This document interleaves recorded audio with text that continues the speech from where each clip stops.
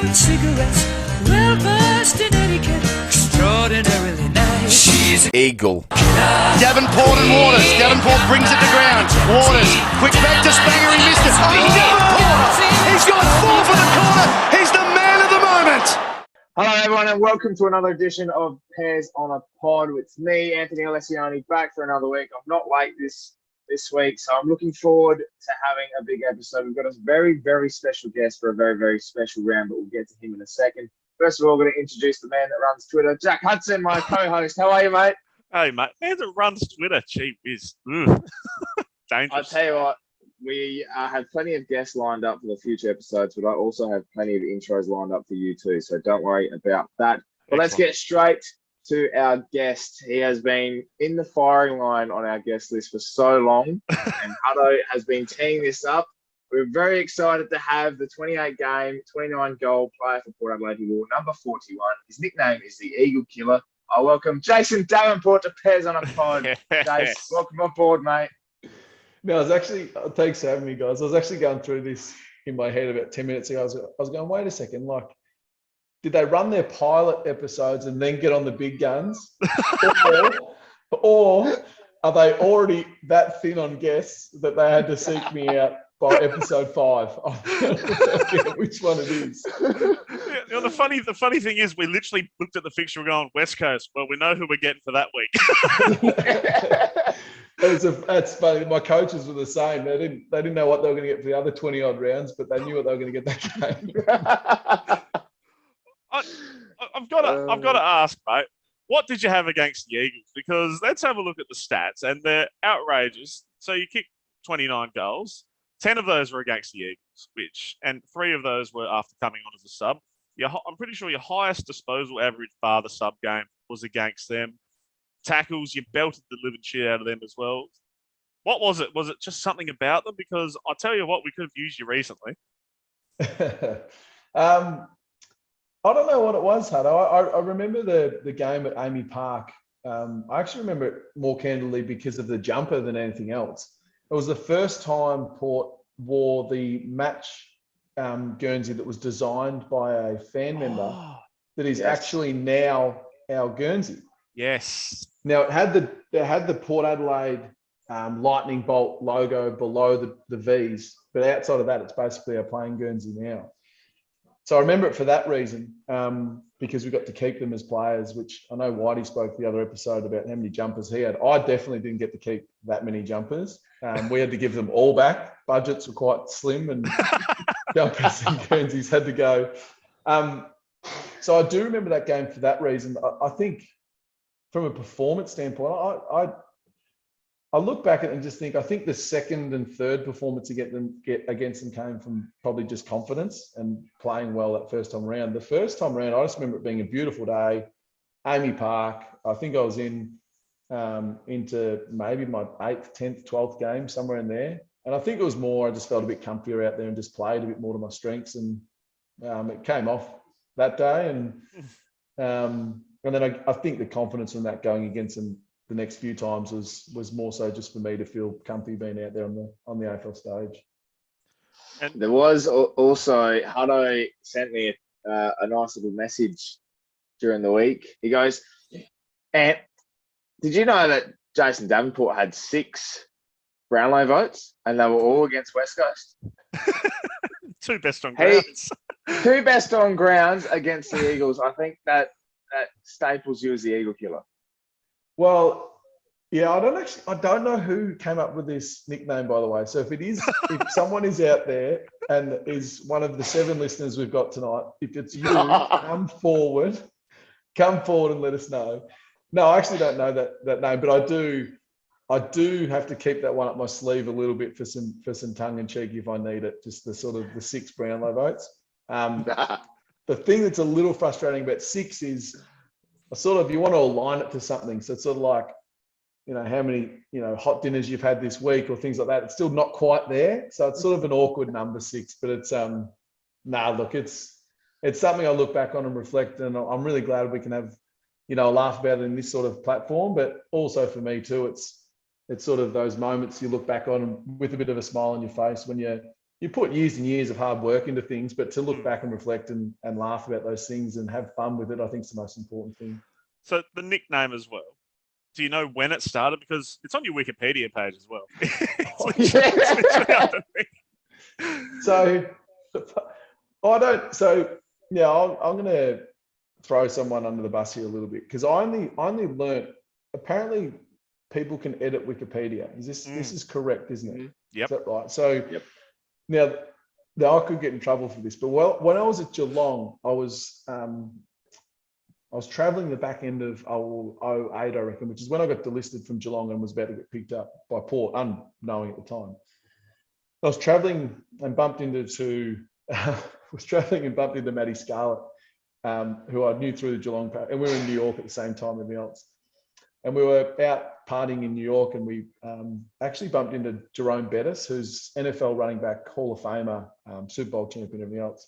And we sort of got talking and everything else. But I didn't realise, he told me you can change your Wikipedia. And so after we met with Jerome Bettis, the Bus, who's one of the great nicknames in sports, his nickname was the Bus. Jerome Bettis, the running back, his nickname was the Bus.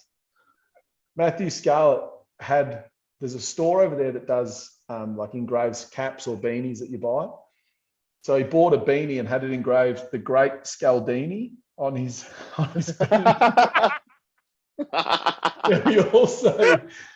He also then went on to edit his Wikipedia, or someone who knows how to edit Wikipedia added in nicknames the Great Scaldini.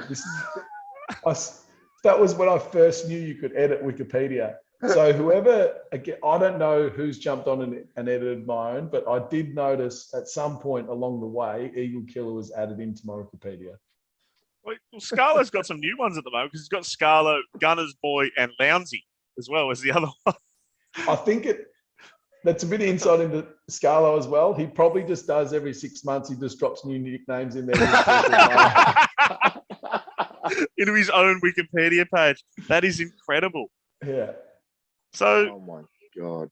So, Jace, you're at Geelong in what was the start of their dominant period as well. Like 07, we don't like to talk about too much. 08, but being amongst the club, like while it was charging full throttle and it changed sort of early in 2007, what was it like being a part of that?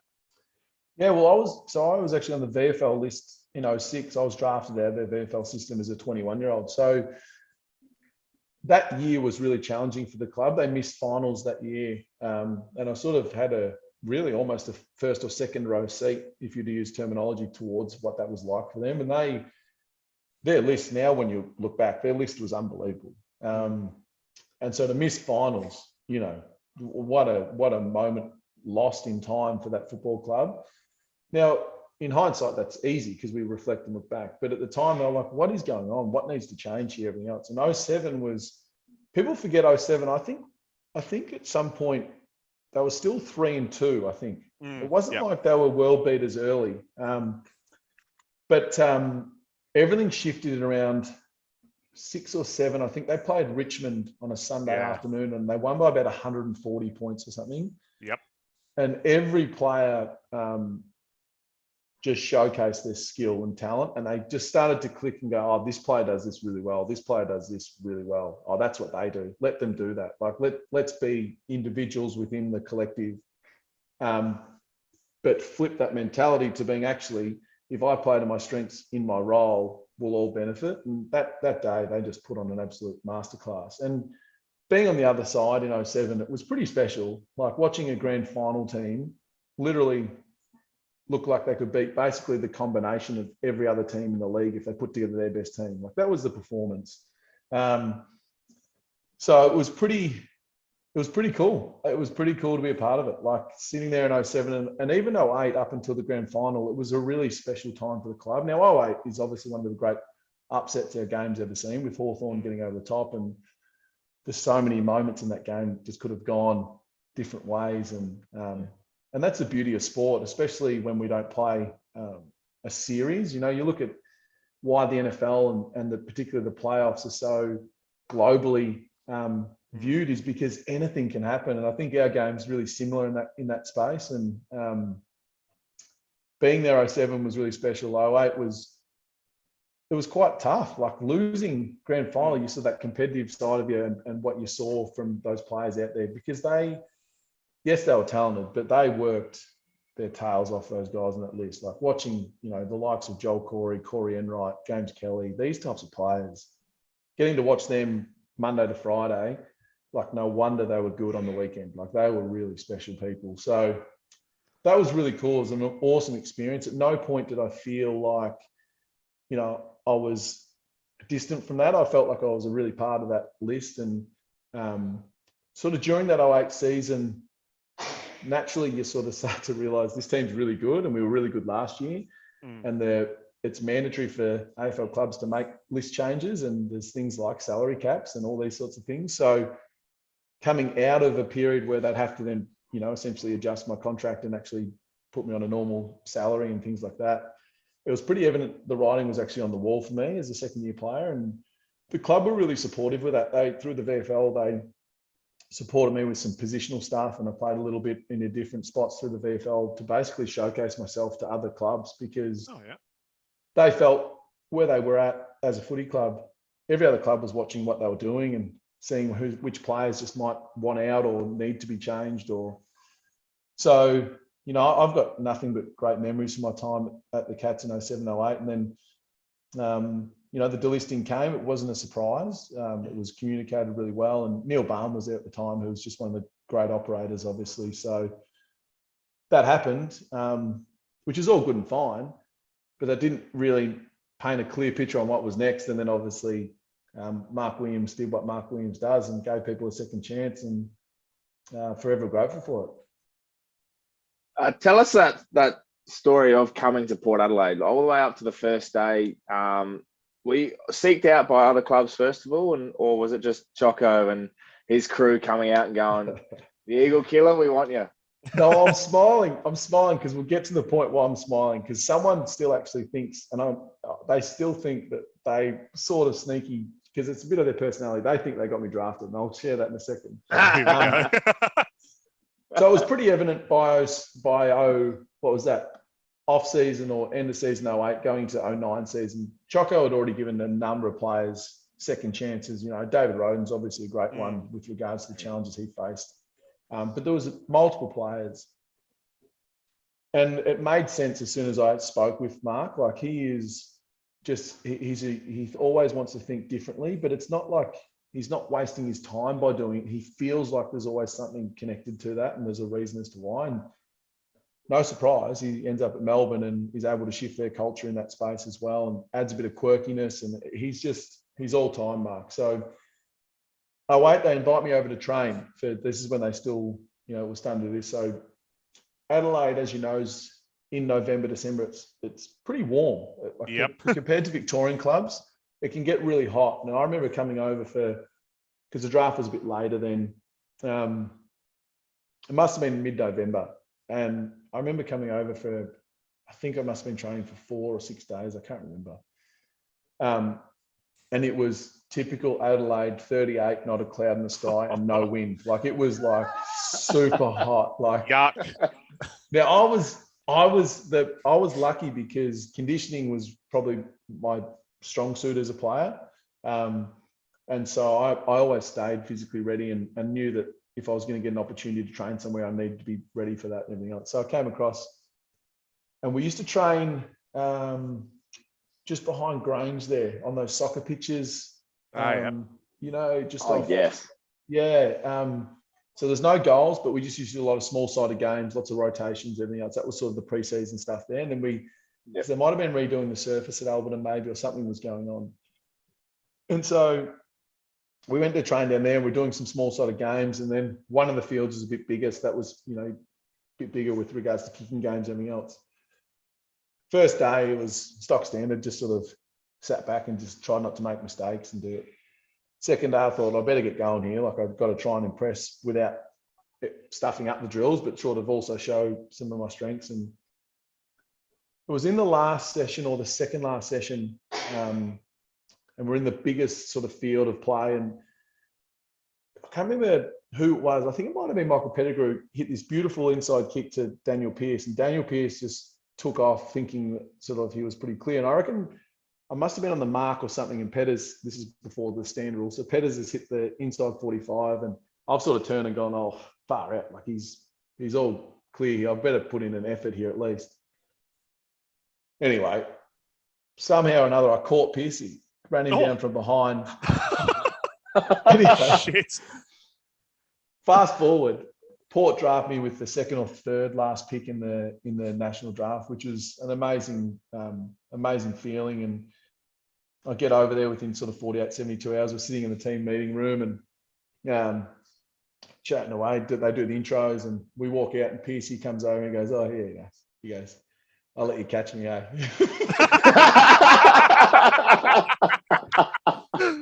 Oh my God.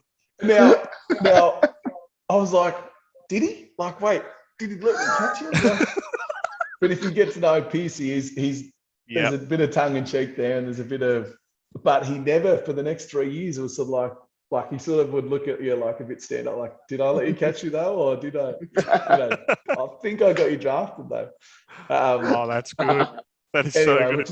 which is really cool though. Like, it was good to look back, and I was through no doubt my time at Port Adelaide was through a big transition in the football club's AFL history, and there were so many great people there though, so many great characters that have gone on to have such great success across the AFL landscape, and it's really cool for different reasons to be attached to that. My memories of Geelong as a player are probably a happier place, but that's what is attached to winning in a professional environment. But at Port Adelaide, once you assess the situation, mature and move on, I think what you can still look back and reflect on with regards to those relationships is pretty cool too.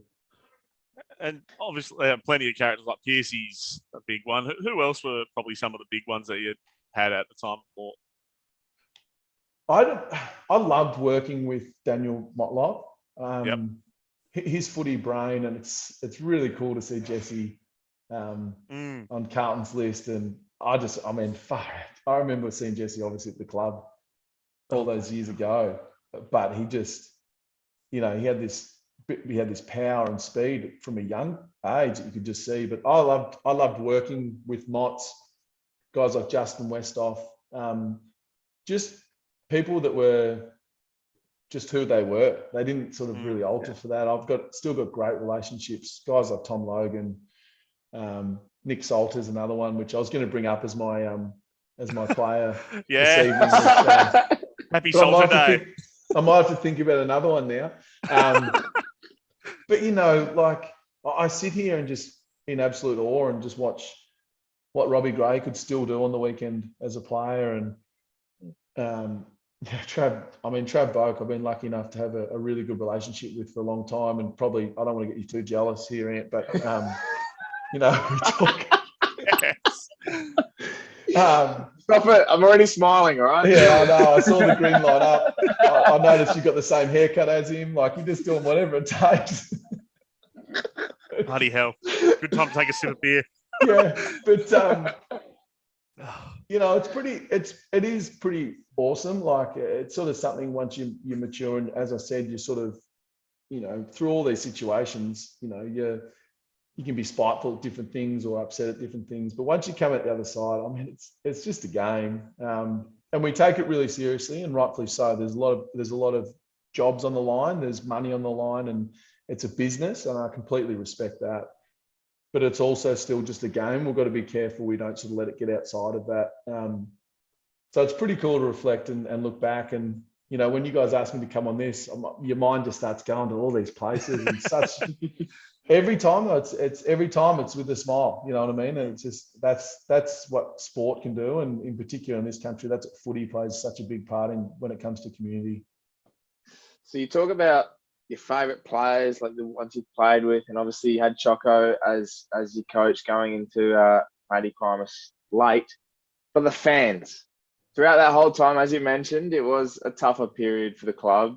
Coming in 2009, and we saw the ending of Treaders and all of that. Your time with the fans, how do you look? How do you reflect on that now? I actually hadn't thought about this much, and then as you're wording that, I've been really lucky since I've come back to Victoria to connect to a country football club in Geelong, the North Shore Football Club, which a much shorter history, but it shares a similar pathway to Port in weird ways. It's based in the northern suburbs of Geelong. It's in the low socioeconomic area of Geelong, and which used to be booming. It used to have Shell, Ford, all these operating out there. Their junior programs were crazy. They used to have 80 people training for their senior team. They won magnitude of premierships, some great players coming through there. Ron Watt, Glenn Keast, Frank Floppiano, all these guys are just big household names down here. And then about 2000, 2001, everything changed. Everything changed. The schools dropped 70, 80% in the population, and junior programs at the football club dried out. And, I was immediately really connected to that place when I came back, and that was actually through Ron Watt. And I digress back to your question, because Port Adelaide is every bit a genuine and real football club. And that's not to sit here and just try and be cliche and all this sort of stuff. Like, I saw Jez talk about it, Whitey talked about it, and he grew up a Richmond fan, so he understood Richmond. He didn't understand Port, and when he walked in, he was educated on it. Like, people make sure that the club is put at the forefront of everything that we do, and the history is what's so important about that footy club. And coming back to Victoria, basically branding myself, knowing that this football club has existed since 1870. Outside, I think of Melbourne and Geelong, I think it's the oldest club in the country. That's pretty darn huge. And you see people that, through difficult times, and this is obviously where the club at 0-5, this was in a short little, I guess, window. This is a difficult time for the club. You'll see who the genuine supporters are. You'll see the people who are invested in the Port Adelaide community, and that's far greater than going to games and all those sorts of things. But it's also the respect at which they treat employees of the football club, and employees does include players, and be passionate about their team. But they also understand that there's highs and lows in this game, and they've ridden those bumps before, time and time again. Now, outside of obviously the 04 flag, obviously there probably should be in Port Adelaide people's eyes, there probably should be another 2 or 3 in there, I think. And you can be disappointed with that. But we just got to be careful sometimes as footy fans that we can get lost. We can get lost in the business landscape and forget the community component. And I think that's where Port Adelaide are as good as any AFL club when it comes to their real bones, that this is a genuine football team that's existed for a long, long time. And it's very much about a community versus essentially an outcome. It's quite amazing that you say that about the club, considering when your last year, we're probably on our knees at our absolute worst. And I'd say that your last game that you played in, I think it was that Collingwood game. Are you amazed to look back at that game and then now see the Port Adelaide Football Club where it is now compared? Like, it was crazy. Is it weird if I say I'm not? No, not at all. That Collingwood game, I was a sub. I played my last year. I only played as a sub, and that's the business. That was at the time. That was one of the things the AFL was trialing, and I'll never forget. I feel like that night was the darkest night. Like, even playing, everything just felt really dark, and it was a night game at Amy Stadium, and it was just really doom and gloom. And I think they got us. Would have been close to 100 points in the end, I think. Hutto or Ant, do you 130 points, yeah. Hutto would know. Yeah. I was there. But I'm not surprised. I'm not surprised because, I've been lucky enough, as I said, when someone like Travis Boak is at your club, you're going to be okay. When you got people upstairs or coaches, they come and go. But when you got people in your footy club like Port Adelaide did, I was not surprised that it turned around. They just had to work out who those people were and then where they needed to refresh. And that included me. That included me on their list. I was a 24-year-old, 25-year-old with only 20 games under my belt. It was time for me not to be there. And as hard as that was at the time, now that I've come back into the footy world, it makes complete sense.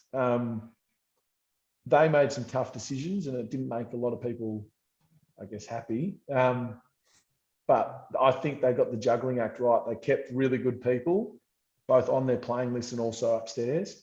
It also meant they had to get rid of some really good people, but they just needed some freshen up in that space. And so that's the foundation, really, isn't it? I think of all good businesses, if you have good people and you get them in the right position where they can, showcase their talent or their strengths, or work to their strengths, I think you're always going to get pretty good outcomes.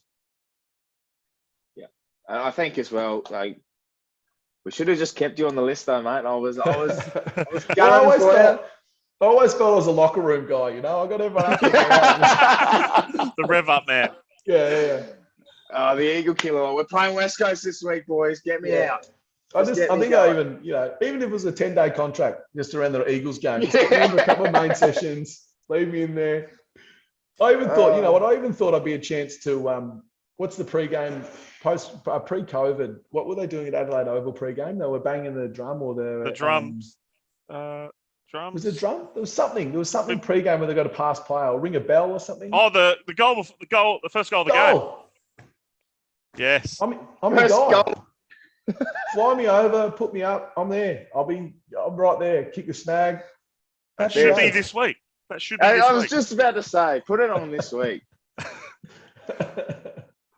Unbelievable. How are you guys holding up anyway? I know because we've just gone through that spiel, but it still sucks. It still sucks to be a supporter when your team isn't winning, because winning, really, sometimes winning fixes everything, and sometimes that could be bad things as well. But it's a challenge, no doubt, a challenging time. And I'm in Melbourne, or Geelong, so I've been in Adelaide when things aren't going the way for either football team in that town. But even more so when the Crows have another good win on the weekend, and Port obviously just play probably a half a footy and almost win, essentially win a game against a second or third team on the ladder at the current time. So how's everything holding up over there? You guys doing okay? We're all right. Well, we have our DMs and our therapy sessions together, so it's okay. But, I think it's more so the fact that when we come in to each game, and the last couple of years, been really good, winning majority of the games that we should, and actually getting a couple of good wins here and there as well. To go into each week and expecting to win and actually getting that win, compared to this year where we've gone into every week thinking that same mentality, but coming out with the losing result, which is unfortunate. But I read, like, Luke Shuey came out and said the Port Adelaide could very easily be 3-2, and I was like, don't say that, because I know what you're going to do to us. Don't kick a goal after the sign or any of this heartbreaking business. But West Coast, it's funny you say that. West Coast are actually, if you were to look at similarities, like, there's a lot there with regards to fluctuation in ladder position over recent years. I mean, they've won a flag, but they've also, I think they missed the finals next year, didn't they, West Coast? I think they bombed out. Was it the year before? Was it the year before? Like, again, the highs and lows that this game presents in a very short period of time. It's real, and you're going against, hundreds of professional athletes trying to achieve the same thing. There's an element of luck that does come into it. There's some bad luck, and there's no doubt. Like, Adam Dale is one of the great swing bowlers of all time. That kick after the siren, I have not seen anything swing like that since Adam Dale was bowling in the late 90s. It has just gone, and not to revisit it, but like, you can't get him to do that again, the same kick again. It's just not going to happen. It's how Hutto kicks, really. Oh, mate. I had a perfect view of that from the media box, and I've just watched the curve. I'm just like, how has that happened? I thought it hit the post. Yeah. And then I saw the Crows fans going off. It's like, oh shit, that went in. Yeah. So I hate goals after the siren. They suck. And in terms of your question before about how are we holding up, being an Arsenal fan, being a Port fan right now, I've gone 5 weeks without a team winning a game. I've forgotten what winning feels like. Yeah. So I'm actually booting up the Xbox and the PlayStation to actually feel a bit of success. It could be worse, only just, because I know Liverpool, I think they hit the top of the EPL as well, which is not great for Arsenal fans. Nope. At least the Crows aren't on top. Thank God. The noise if the Crows were on top as well would be, I mean, we'd be avoiding Port Road and getting petrol wearing any sort of apparel. That's for sure. I think we might even quit. I think that might be a possibility. You can't. This is the best. Weirdly enough, this is the best time to be a fan because it'll allow you, hopefully, it'll allow you to really appreciate when things are going well, that how hard it is. Mm. Completely agree. You bring up the Crows, Jess. You played in a couple of showdowns. What do you remember of? Oh, they were not. I didn't grow up playing football, so I didn't start till, I was 16, I think 17, something like that. And so, firstly, the sort of the rivalry thing wasn't really there for me, I guess, in the footy landscape. And then add the fact that I'm Victorian. So I then come over to Port Adelaide, and like I'm talking, like people don't understand that it's like the Herald Sun. The first 7 pages from the front every day of the week of the showdown is all about the showdown. You flip the paper over, the first 7 pages of the back is all about the showdown. It was like, no one cares about anything else, nothing else. And it's because the community is really divided in a healthy way. I think it's really healthy, by the way. You're either one or the other. And you either, I think Porters in the AFL landscapes ended up with a number of AFL fans through pure hate from the Crows and those weird, shocking uniforms that they've worn since they've come into the competition. Like, it just doesn't make. It just doesn't make. Fruit tingles. Now, just like fruit tingles that are like 6 years out of date. It's just this weird, like. It's just like. So you have, but you can tell, like I'm divided. It's evident who I want to win in those games. But it doesn't change. And I think Walshy was even sharing a story before. I mean, in a couple of weeks ago, when he was, even as an employee of the Port Adelaide Football Club doing pre-game stuff, Eddie's coming over and chatting to him and all these sorts of things. And the game's really special that it allows you to establish relationships all over the place. But once the ball's bounced, we're going for it. So it's pretty cool, and not coming from that background and stepping into an Adelaide environment where it's just like, it's the biggest country town in Australia and there's 2 teams and nothing else matters, and you would go for one or the other. And if not, then you're probably best just to leave anyway. Like, it's sort of like, it's pretty cool. It's pretty cool. And I'm no doubt the derby over in WA is relatively similar. But it's to be a part of that. I think, was I 1-1 or did I go 2-0? 1-1. That's right. Kari didn't play in the other one. He only played in one of them. So, but King of the showdown. Yeah. So no, it was pretty awesome, and I think it was the first and only time after we won the showdown was the first and only time I was actually on a guest list at a nightclub. So it was pretty cool. The Adelaide nightlife. Yeah. I was talking about this last week with Jezza. Where was your go-to, Jazz? No. Mate, I'll tell you what, my go-to was wherever I could get let in, like, basically. More so like as in, like, who could I tag along with? Because it was like, where are you guys going? I'll come with you guys. But if I've got to pay to get in, I'm not coming. I'm out of here. That is such a South Australian mentality, and I love it. That is also, so real. Yeah, it was also, you tried to pick your battles, like, who won't I have to line up with? I'll go with you. Let's go. Smart. Oh, I bet there was a couple that really enjoyed their time in the nightlife and you jumped on board with them. That's pretty fair to say. Yeah. It's pretty fair to say.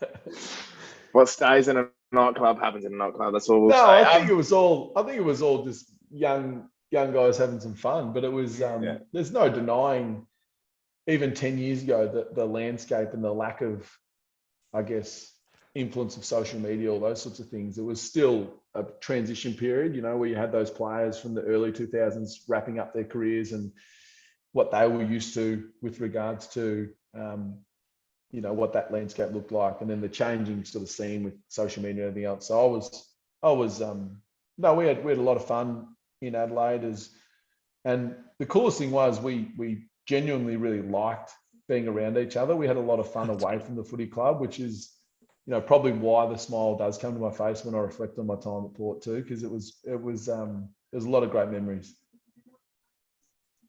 That's good. All right, so this week, Anzac round, Jace. I think you played in a couple of Anzac round games for Port Adelaide, but just in the general landscape, Anzac round, the build up to the week, how important and massive was that?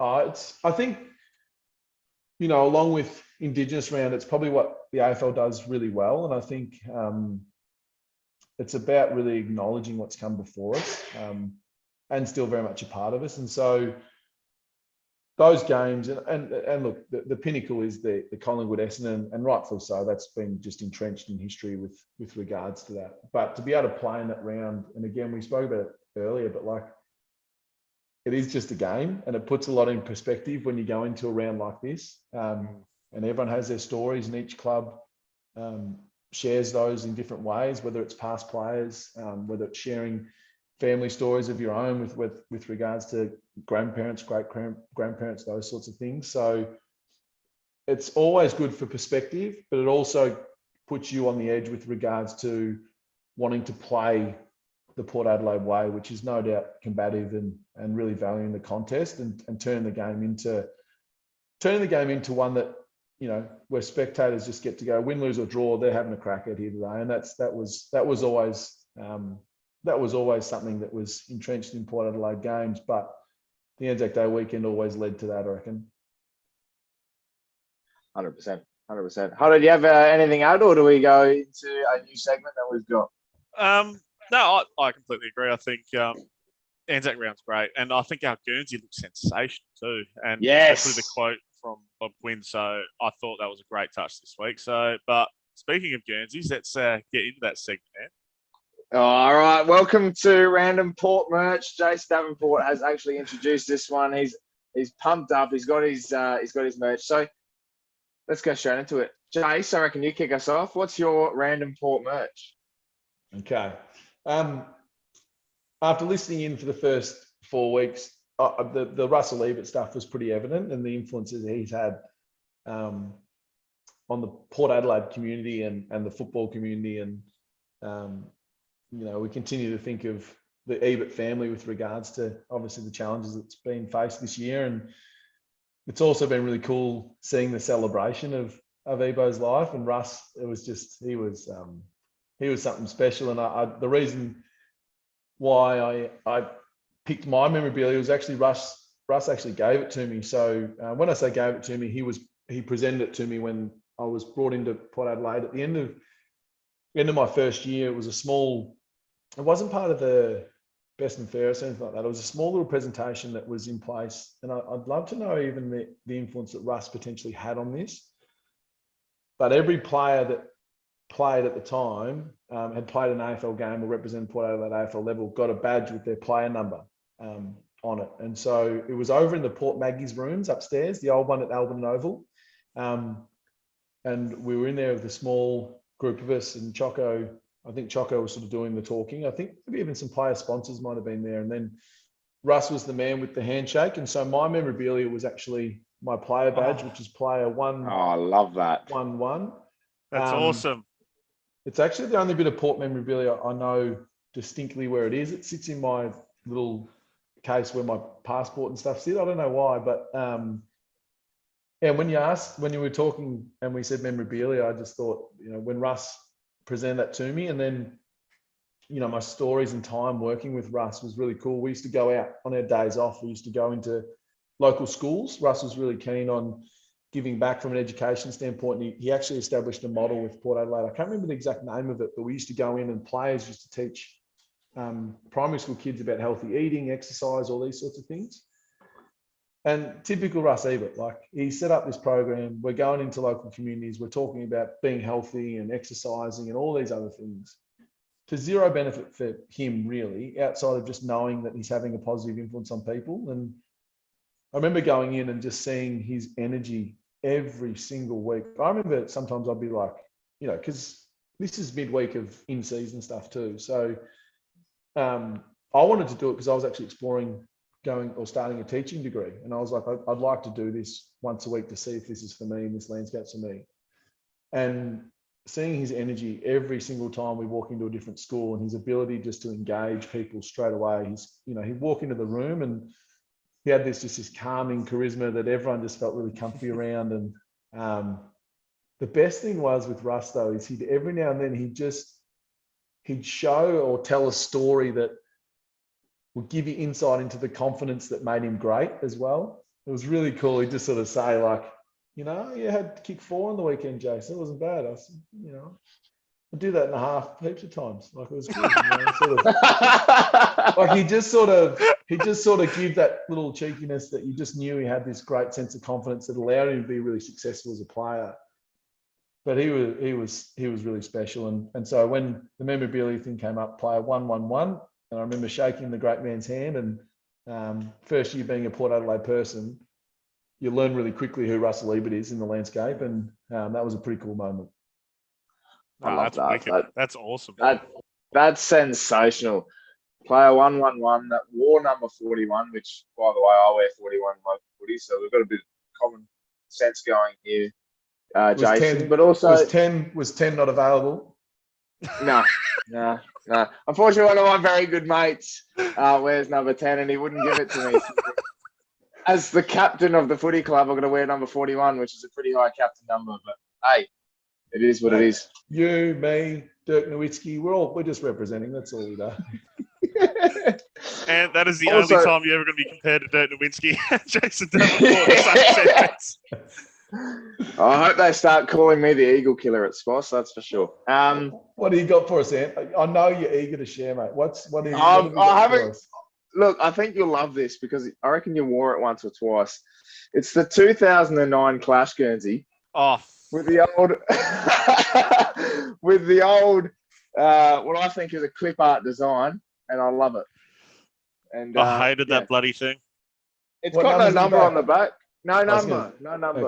Okay. Well, it's gonna go 41 on there after this. I actually think I may still have one of those because we wore that. Oh yeah, remember we wore it with not only white shorts, but I think it was white socks as well. Yes. Yeah, the full white combo. You look like you look like a sheet. That's how bad it was. Yeah, I thought it looked pretty lean. Like it was pretty helpful in that perspective. Jace, your conditioning really stood out in the white. Yeah. And the teal back really just complemented everything. I thought it was sensational. That's why I got it. Hutto, what have you got for us, mate? Okay, now this is niche as all hell. A long sleeve 2003 jersey with, for some reason, Damon White's number on the back. Ah, no. Which Damon White, was that also, who else wore 24? Matty Westhoff, he was another one. Matty Westhoff. Nathan Blee. Yes. Matty Westhoff is the 24 I was trying to think of. Yeah. He did wear 24 when he came to the club. I've just jumped to my obscure player, but that's all right. No worries. We'll go with that. No, Nathan Blee. Oh. Oh, that's terrific. But I reckon. I think this is a good segment, Ant. I reckon this can stay. Random pieces of merch. I'm starring that. I hope we don't run out of merch. I'm very happy. That's good. We might get you on every week, Jace, just to give us some. Well, I heard you say the same thing to Walsh, and I haven't seen him since, so I'm not going to hold my Walshy's too busy for us. That's the thing. He's a busy man. He is a very busy man. He's at one of the many sporting events around South Australia. His voice is everywhere. Yeah. Man of the people. No, he's done it. I'll tell you what, getting to meet Walshy through my time in Adelaide, More so from afar, but different friendship groups. He's worked his tail off too, Yeah. He's hit some hurdles along the way. But it was really cool to hear him speaking about a number of those different things in the podcast the other week. It's you just got to get creative sometimes too, and just stay in the space that you're passionate about. I think it's a really good story. So it was awesome. It was very, very good. We love Walshy here at Pears on our pod. We also love Hutto. Quick fire questions. I reckon we jump in. So, All right. the thing is, Jason's listened to the past pods, so he knows a bit of what. No. Well, I had to think about my karaoke one because I didn't want to freeze. But if it's not in this quick fires, that's okay. All right. Go on, Ant. Go on. We're going to do quick fire questions. Jason Davenport, are you ready to be put under the microscope? Because these are the most hard-hitting questions you'll ever get asked. I'm ready. Good. All right. So, question number 1, your favorite TV show? Favorite TV show? Probably Ozarks. Oh, I haven't had that yet. That's very good. I do thoroughly enjoy. I did again, Breaking Bad, Yellowstone, all those ones. Boardwalk Empire was another one I really enjoyed. Yeah. Probably Ozarks though. Probably Ozarks. We've been meaning to get into that for ages. Oh, please, Hutto, do yourself a favour, mate. All right, done deal. That's my next week. Your favorite Simpsons character? I'm with Walshy. I never watched The Simpsons. Oh no. I don't understand. I think I actually to the point of it's uncomfortably, it's not even awkward funny. It's just not funny. Hello, are you okay? Yeah, I'm all right. Look, since 0 on 5, team hasn't won for a month. Hutto, can you sit here and tell me you'd prefer to watch an episode of The Simpsons or Family Guy? Ooh. Depends what mood I'm in. If I'm after subtle humour, I'll go The Simpsons. If I'm after for absolute shit show humour, I'll go Family Guy or South Park. Okay. Yeah. That's all right. We'll change it up. Who's your favourite Family Guy character? I'm just giving an example of this. I don't know. I just don't know why. I guess The Simpsons is like a linchpin in TV for such a period of time. Just not in my household. Yeah. Watch the 10 News, watch The Simpsons, and then turn it off when Neighbours comes on. Yes. That's what or you just hope there would be a double episode of The Simpsons and Neighbours was off, but that never happened. No. It's probably Quagmire too, by the way. Respect. That's good. Oh, I rate that. That's good. Oh, I love how Jace has just thrown it back on you. No, I know. Quick fire questions with Hutto. That's fair grilling because I'm pretty much the one that holds this question into this. I like it. You've got to, but just stand your ground. Keep asking him the Simpsons question, and you'll actually realise you're actually on your own island a lot of the time. So true. So true. I feel like that. Oh, that's another. Do we need to change the segment? Because this is not quick fire questions. This is Ant's cackling. Come on, Ant. I can't hold it together because that's twice now that Hutto's been grilled. Because it's all about him. Anyway, your favourite flavour of potato chip? I don't. Actually, I was at the zoo today with the family. We had this really nice Kettle. It wasn't Kettle brand. It was a Kettle cooked chip. It was jalapeno and cheddar. It was delicious. But I just remember as a kid, I always wanted light and tangy chips. Remember the small bags that came in like that weird sort of off green color? The light and tangy chips. They were. But I don't really eat chips now. But that's sort of they were a good time. Yeah, they used to come in those pack of 15s that were just random and you had to flavors. Pick random colors. Yeah, and no one ever wanted the crinkle cut plain blue bag. They were always left 5 days after you opened them. You couldn't trade those at lunch. No I'd way. go for those, Hutto was eating the crinkle cut blue plain chips, watching Simpsons by himself.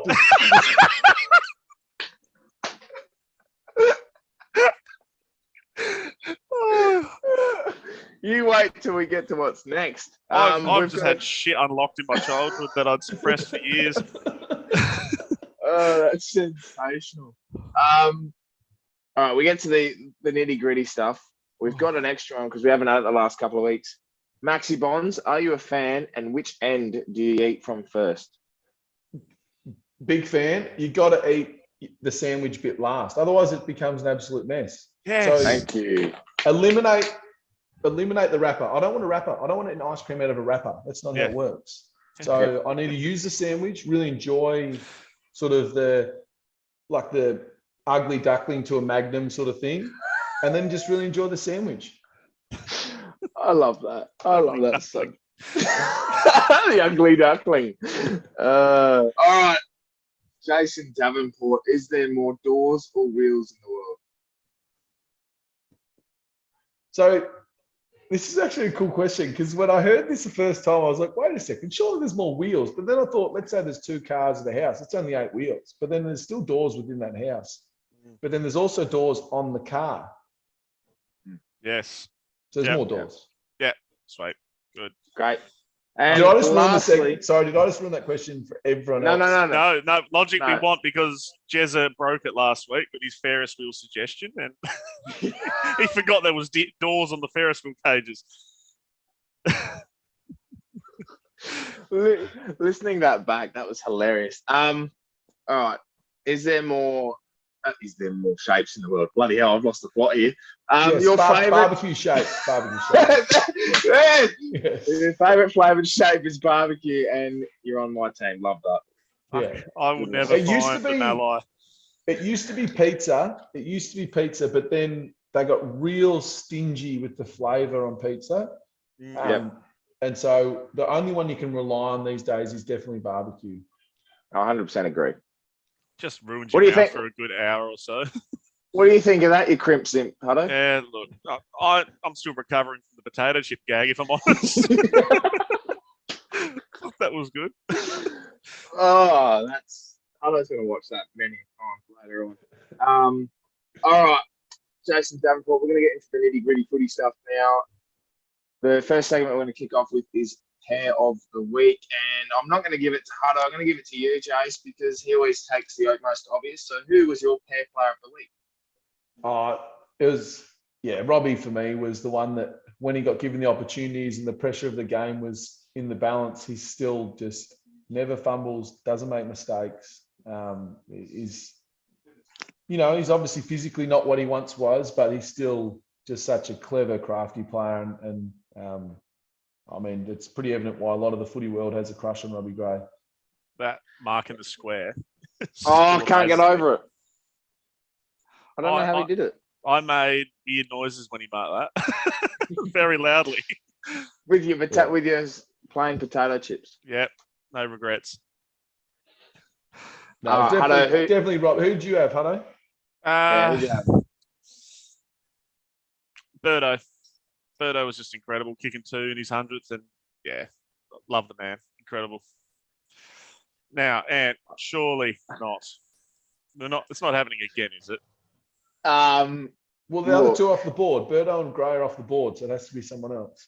Yeah, has to be somebody else. It can't be Birdo, who was second on my list after Robbie was actually going to be mine. But look, he has a link to Travis. It's actually not going to be Travis Boak this week. Oh my God. Hell is frozen over, ladies and gentlemen. I know who it is then. It's Sam Powell-Pepper. Yeah. I've got a Sam Powell-Pepper story too, but it's definitely not appropriate for this podcast. No, when I say that, it's just more so it's definitely nothing too anything. But he's just I thought his effort on the weekend was absolutely outstanding, and to the point of where they just said, stuff it, let's throw Sammy in the ruck at different stages to give us energy and outnumber around the ball. It shows the type of character he is and the way he approaches the footy.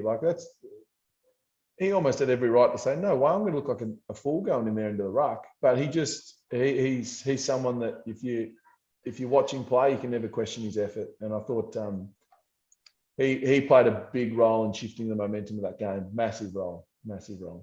I can't believe people hated on the decision to put him in the ruck, because I thought that was one of the few times we've actually seen a bit of creativity in where we put players, and to have him in there and create a contest was really impressive.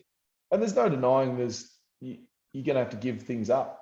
you know, when he went into the ruck, obviously you're not going in there with an expectation to win hitouts, but it was to turn the narrative on the contest. And I mean, stoppages in the first quarter when he wasn't in there, how was that going? So what do you want to do? So I don't know. I think it was creative by, as you said, I think creative is a good word, but I think more so just identifying your players that will do whatever it takes, throwing them in that space. You got nothing to lose.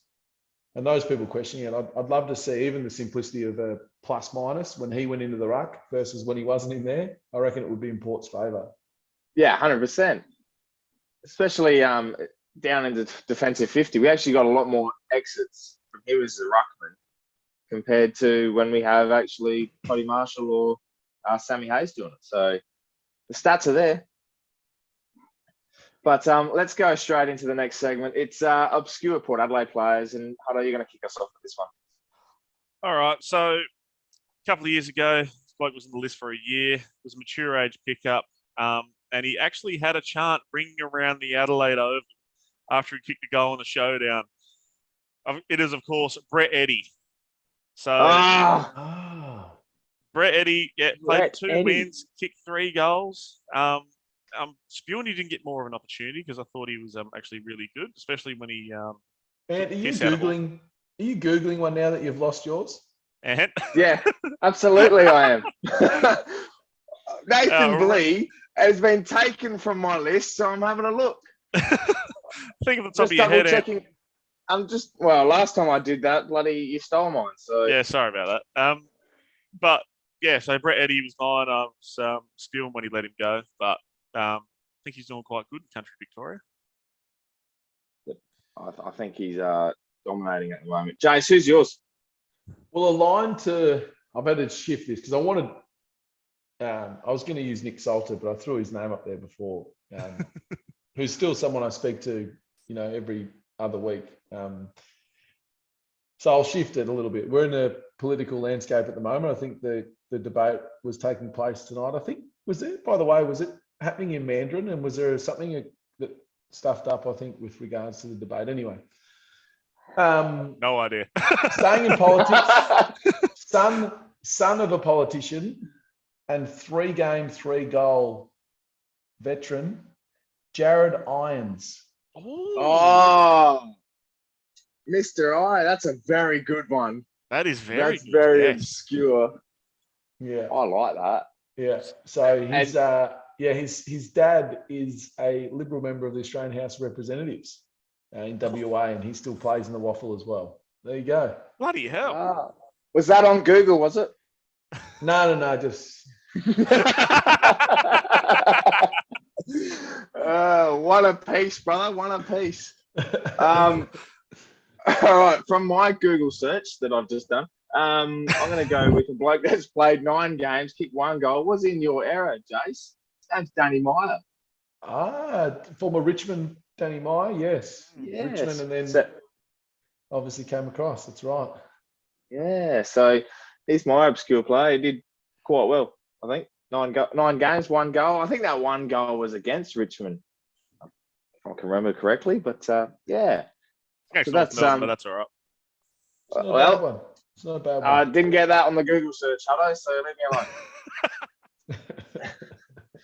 All right, so we go from Pair of the Week, which we picked the love of Port Adelaide players that played on the weekend. We go to obscure Port players that we pick out, some random niche players you don't hear often about, but we still love. And then we go into our love of one particular player that Hutto and I dream of every single week.